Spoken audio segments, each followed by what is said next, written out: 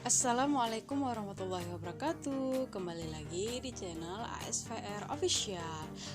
Nah, di video kali ini ASVR Official akan berbagi sedikit tentang bagaimana seorang pemimpin adil terhadap rakyatnya, bagaimana seorang pemimpin tidak sewenang-wenang terhadap rakyatnya, dan bagaimana Islam memandang seorang pemimpin yang adil. Langsung saja kita bahas. Islam mengajarkan kepada manusia supaya tidak bersikap sewenang-wenang terhadap orang lain. Lebih-lebih bagi seorang pemimpin, ia harus menghindari kesewenang-wenangan, harus bersikap adil terhadap rakyat yang dipimpinnya. Setiap penguasa dan pemimpin umat selalu dituntut mempunyai kepribadian yang bersih, jujur, dan amanah. Bahkan meskipun sebagai pemimpin dalam suatu kelompok masyarakat yang mayoritas anggotanya bermoral rendah, hal itu tetap dituntut. Imam Al-Qushayri pernah berkata, Allah Ta'ala telah menyuruh hambanya agar supaya berlaku adil dalam segala sesuatu yang berhubungan antara dia dengan Tuhannya, antara dia dengan dirinya sendiri, dan antara dirinya dengan sesama makhluk. Adapun perilaku adil antara dia dengan Tuhannya ialah mengutamakan hak Allah Ta'ala daripada hak dan kepentingannya sendiri, mendahulukan keridhaan Allah Ta'ala di atas keridhaan hawa nafsunya, menghindarkan diri dari semua tekanan atau larangan, serta tetap menekuni semua perintah Allah. Adil antara dia terhadap dirinya sendiri ialah menahan dari sesuatu yang merusak diri sendiri. Adil antara dia dengan sesama makhluk Allah ialah memberi nasihat dan tidak berkhianat dalam sesuatu yang sedikit maupun yang banyak, menginsafkan atau membetulkan mereka di segala segi, dan hendaknya tidak berbuat jahat kepada seseorang, baik dengan ucapan, perbuatan, maupun dengan niatnya. Maka beruntunglah masyarakat apabila mereka dipimpin oleh orang-orang yang bersih, jujur, dan adil, sebagaimana yang digambarkan oleh sahabat Ibnu Abbas. Sesungguhnya bumi akan terasa indah di mata manusia bila di sana ada pemimpin yang jujur dan adil. Sebaliknya, bumi menjadi jelek bila di sana banyak pemimpin yang jahat. Bumi bisa bersih hanya di zaman adil, tidak di zaman yang penuh kezaliman. Nah, di zaman kepemimpinannya pada awal periode pemerintahan Islam, Nabi SAW sejak awal sudah memperingatkan agar para aparat dan pejabat negara tidak mengambil hadiah yang diberikan pada saat dirinya memegang jabatan. Tuntutan ini dimaksudkan agar tidak terbuka pintu bagi kolusi yang pada tahapan selanjutnya mengakibatkan penyalahgunaan wewenang untuk mencari keuntungan pribadi dan mengobarkan kepentingan rakyat banyak. Nah, keadilan seorang pemimpin sangat berpengaruh terhadap tegaknya stabilitas kehidupan rakyat. Ancaman terhadap stabilitas yang paling utama di dalam suatu negara justru disebabkan munculnya perasaan rakyat yang diperlakukan tidak adil.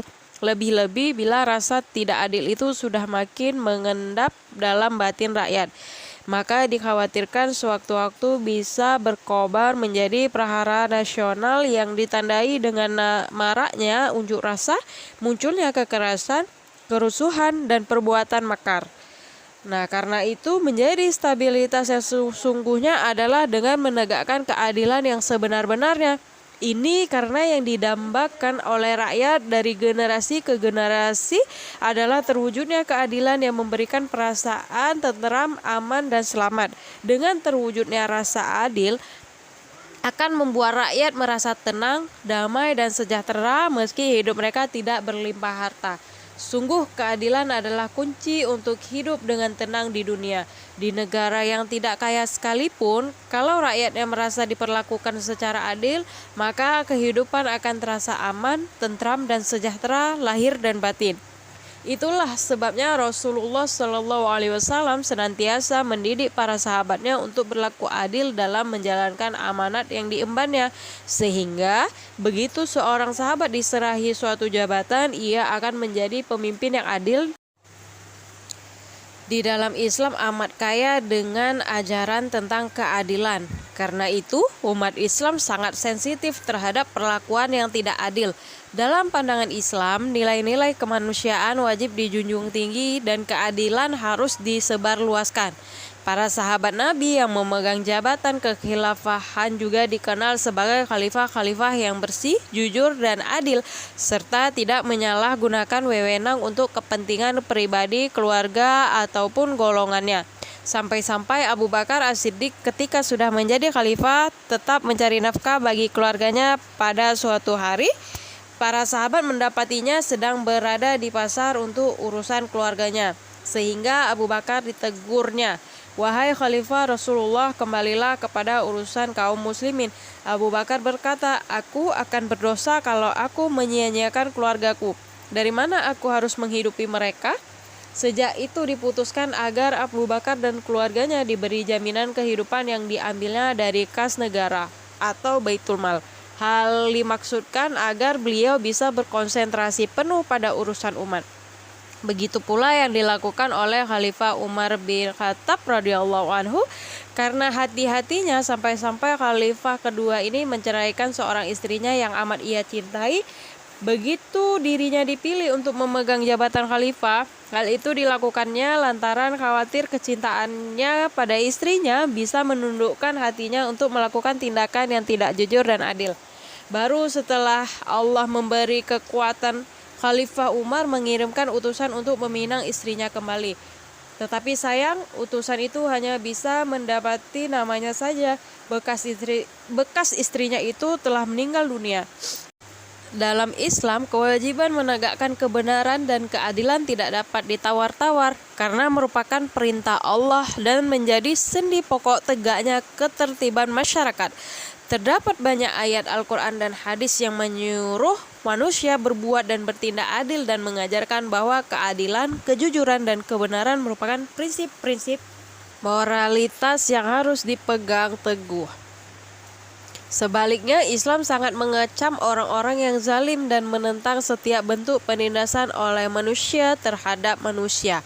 Allah berfirman dalam Quran An-Nisa ayat 105 yang artinya, "Kami telah menurunkan kepadamu kitab yang membawa kebenaran agar engkau mengadili manusia sesuai dengan yang diajarkan Allah kepadamu, dan janganlah engkau menjadi pembela para pengkhianat. Sesungguhnya Allah menyuruh kamu menyampaikan amanat kepada yang berhak menerimanya dan menyuruh kamu apabila menetapkan hukum di antara manusia supaya kamu menetapkan dengan adil. Sesungguhnya Allah memberi pengajaran yang sebaik-baiknya kepadamu. Sesungguhnya Allah adalah Maha mendengar lagi Maha melihat." Kemudian di Quran Surat Al-Ma'idah ayat 8 yang artinya, "Hai orang-orang yang beriman, hendaklah kamu jadi orang-orang yang selalu menegakkan kebenaran karena Allah, menjadi saksi yang adil, dan jangan sekali-kali kebencianmu terhadap sesuatu kaum mendorong kamu untuk berlaku tidak adil. Berlaku adillah karena adil itu lebih dekat kepada takwa. Dan bertakwalah kepada Allah, sesungguhnya Allah Maha mengetahui apa yang kamu kerjakan. Sesungguhnya Allah menyuruh kamu berlaku adil dan berbuat kebajikan, memberi kepada kaum kerabat, dan jangan melarang dari segala perbuatan keji, kemungkaran, dan permusuhan. Dia memberi pengajaran kepadamu agar kamu dapat mengambil pelajarannya." Nah, Rasulullah SAW selalu berwasiat agar memutuskan hukum sesuai dengan prosedur hukum, berdasarkan saksi-saksi yang jujur, dan jangan memutuskan perkara ketika marah atau tidak rasional secara hukum dan manusiawi. Dalam wasiatnya, beliau mengatakan, janganlah seorang memutuskan hukum di antara dua yang bersengketa sedangkan ia dalam keadaan marah. Dalam riwayat Ibnu Abbas radhiyallahu anhu menyampaikan hadis Rasulullah SAW memutus suatu perkara berdasarkan sumpah dan saksi. Dan Rasulullah SAW juga berwasiat sangat indah melalui Ummu Salamah radhiyallahu anhu. Ia mendengar Rasulullah SAW bersabda, "Tuan-tuan mengadukan perkara tuan kepadaku untuk meminta keadilan. Mungkin satu pihak ada yang lebih pintar memberikan alasan daripada yang lain. Kemudian aku memutuskan perkaranya dengan pertimbangan alasan yang aku terima itu. Maka barang siapa yang aku memenangkan untuk memiliki hak saudaranya, janganlah diambilnya karena sesungguhnya aku telah memenangkannya dengan sepotong api dari neraka.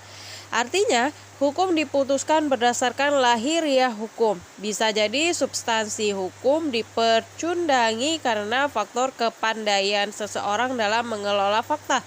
Maka Rasulullah SAW berpesan, jika yang dimenangkan itu bukanlah haknya, jangan diambil. Sebab yang mengetahui hakikat kebenaran dari suatu hukum tentu sang pelaku antara yang tertuduh dan yang menuduh.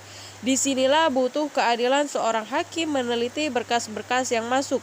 Peganglah prinsip takwa dengan pakaian dan lidah yang takwa. Sebab hakim muslim selalu dibantu oleh dua malaikat keadilan. Sebagaimana tertuang dalam wasiat Rasulullah SAW, tiada seorang hakim dari kalangan hakim kaum muslimin kecuali selalu dibarengi dengan dua malaikat yang selalu membimbingnya ke arah masalah yang benar, selama ia sendiri tidak menginginkan perkara selain yang benar itu. Bila mana ia sengaja menghendaki perkara selain yang benar, maka kedua malaikat itu akan pergi darinya dan menyerahkan dia ke hawa nafsunya sendiri. Dari hadis di atas, maka ada 3 hal yang dimiliki oleh seorang hakim sebagaimana wejangan Rasulullah SAW untuk mereka dan umumnya untuk seluruh umat Islam. Menurut Rasul, 3 hal itu adalah kebijaksanaan yang terletak pada akal wirai, yaitu hati-hati terhadap barang haram, yang terletak pada kemampuan diri mencegah hal-hal yang baik, dan keistimewaan atau keutamaan yang terletak pada akhlaknya. Nah, itulah contoh sikap bagaimana seorang pemimpin menjadi pemimpin yang adil bagi rakyatnya.